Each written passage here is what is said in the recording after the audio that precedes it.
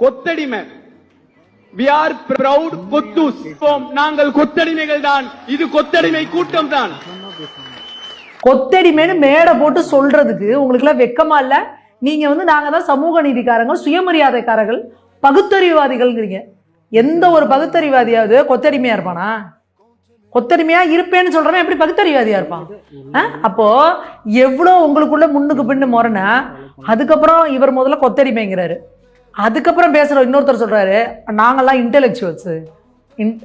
இந்த சீமானன் சொன்னார்ல வருதுல, டேய் ஒன்னு ரோட்டுக்கு இந்த பக்கம் இல்ல இந்த பக்கம் நடுவுல இருந்தனா லாரியில் அடிபட்டு காலி ஆயிருவன்ற மாதிரி ஒன்னு நீ கொத்தடிமையா இருக்கணும், இல்ல இன்டெலெக்சுவலா இருக்கணும்.